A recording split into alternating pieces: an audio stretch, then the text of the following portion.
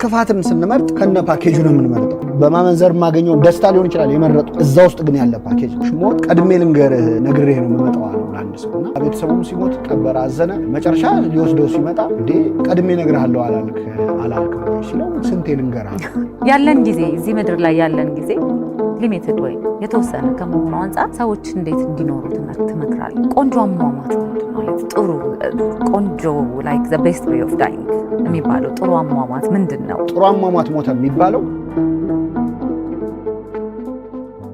ሞትን አሁን ምንድነው ሰው መቼስ በጤነኛ አእምሮ ሞትን አይመርጥም ነው እንትናች ውስጣችን የሚሰማ ግድ የለም። አዳምና ሔዋንንና ዕፀ በለሱን ለጊዜው እናቆያቸው ነው እኛ አለን። ለምሳሌ ደግሞ ምን አለፈ እዚሁ ምድር ላይ እኮ በህይወቱ ጥሩ የማረግ እና ጥሩ ያለ ማረግ አማራጮች ይኖሩታል። ሰው በጣም በቀላሉ ማለት ነው እጁ ላይ እቺኛዋ ትንሿ ምርጫ ነች ስታድግ ሞት የምትሆን። ሰይጣን ሞኝ አይደለም። ለአዳምና ሔዋን ያቀረበውን በለስ እኔ ጋር ይዞ አይመጣም። የታወቀ ነው። ያን ታሪክ ስማር ያደግኩኝ ስለሆነ ስለዚህ ለእኔ ይቀይራል። የእኔ በለስ ይቀየራል። የሆነ ክፉን ነገር የማድረግና ደግ የማድረግ እድሎች በህይወታችን አማራጮች ሁሉ ጊዜ ይቀርባሉ። ስንመርጥ ክፋትን ስንመርጥ ከነ ፓኬጁ ነው የምንመርጠው። ክፋት ሞትን ስላዘለ ማለት ነው። ከላይ ስታየው ስክሪን ሴቨሩ ውብ ሊሆን ይችላል። ስትመርጮ የመረጥሽው እኔ መች እሱን መረጥኩኝ። እኔ እኮ ሞትን አይደለም የመረጥኩት መዝናናቱን ስካሩን ሊሆን ይችላል። በማመንዘር ማገኘውን ደስታ ሊሆን ይችላል የመረጥኩት። እዛ ውስጥ ግን ያለ ፓኬጅ ቆንጆ አሟሟት ማለት ጥሩ ቆንጆ ላይክ ዘ ቤስት ዌይ ኦፍ ዳይንግ የሚባለው ጥሩ አሟሟት ምንድን ነው? ሰው የሚፈልገውን ከሰራ አቺቭ ማድረግ የሚፈልገውን ነገር ካረገ የሚጠብቀው ሞት ነው። ለምን መጣው ታዲያ የሚያሰኝ አሟሟት ነው የሳቸው አሟሟት የነበር። ከዛ ውጭ እኛ ብዙ ጊዜ ምንድነው አሟሟቱን አይተን ስለ ሰውየው ጥሩና መጥፎ ለመናገር ይቃጣናል። ጥሩ አሟሟት ሞተ የሚባለው አሁን ብዙዎቻችን ኢማጂን የምናደርገው በቃ እንደው እንቅልፍ በዛው አሸልቦን ምናምን ስንሄድ እሱ ብቻ ላይሆን ይችላል። የዛ ተቃራኒ የሆነ አሟሟት ሞተው ሰው ግን ጥሩ ሞት ሊሆን ይችላል። ሞቱ የመጨረሻውን አሰቃቂ አሟሟት የሞተው ክርስቶስ። አሟሟቱን አይተን ግን ሞተ አንልም። በህይወት ዘመኑ ግን አድርጎት ያለፈው ነገር ኖርና ሞተ የማያሰኝ አይነት ህይወት ከሆነ አንዳንድ ሰው መኖሩ ለሌሎች የሚጠቅም ሆኖ ማለፍ ከቻለ በትክክል ያ ህይወት ቢሞትም ጥሩ አሟሟት የሚያሰኝ መኖሩ ለሆነ አካል የሆነ ነገር አድርጎ ማለፍ መቻል።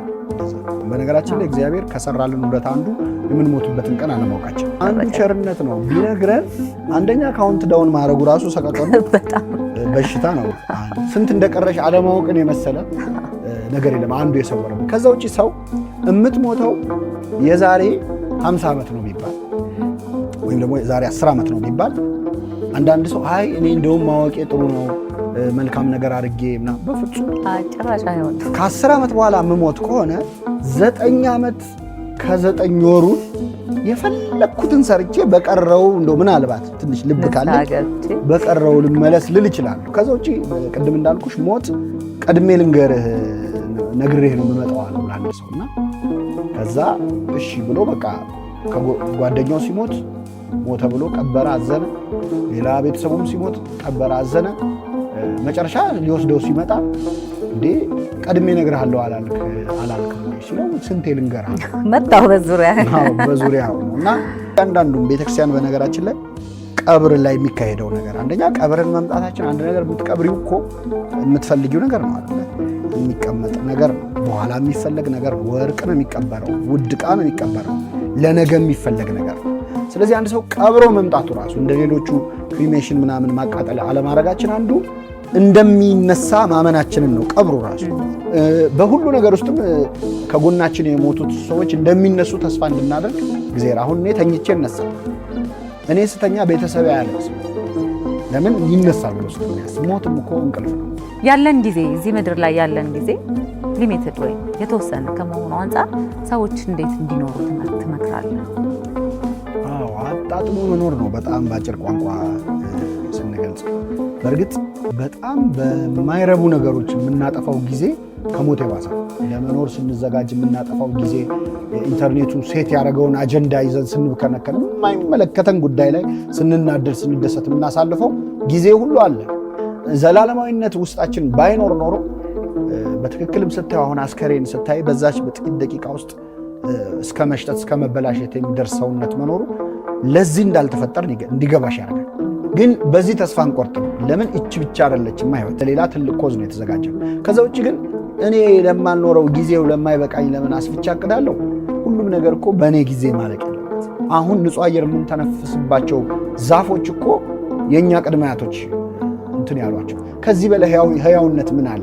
ሁለት ዓለም ላይ መኖር ማለት እኮ ነው። እነዚህ ሰዎች በነፍስ ሌላ ዓለም ላይ ናቸው። እዚሁ ምድር ላይ ግን ስራቸው ህያው ሆኖ ሲያስጠራቸው ነው። ሰው ነፍስና ስጋ ነው ከሚለው ኮንሰፕት ጋር የሚሄደው። ከሞት ጋር እንዴት ሰላም መፍጠር ይችላል? መታደል ነው ቢቻል።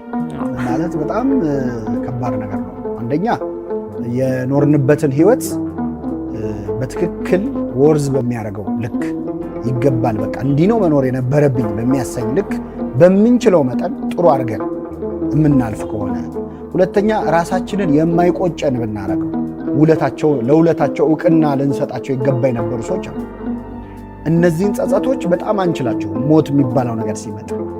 ስለዚህ አሁን ማድረግ የምንችላቸው አንዳንድ ሳናደርጋቸው የሚያልፉ ደግነቶች፣ መልካምነቶች፣ እነዚህን በትክክል ካደረግን ቢያንስ የሌሎች ሞት የበለጠ እንዳይሰብረን እድል ይሰጣል። ስለዚህ አንዳንድ ይቅርታዎች ደግሞ ፔንፉል ቢሆኑ እንግዲህ አሁን አብይ ጾም ላይ ነው ያለነው። የይቅርታን ህመም ክርስቶስ አሳይቶናል። ታሞ ያ ሁሉ ቁስል እኮ ይቅርታ አድርጎ ነው አይደል? ከራስ ሞት ጋር ግን ራስን በዛ ደረጃ ከፈጣሪ ጋር ቅርብ ማድረግ፣ ወደ ራስ ነፍስ መመለስ፣ እያንዳንዱን ቀን አጣጥሞ መኖር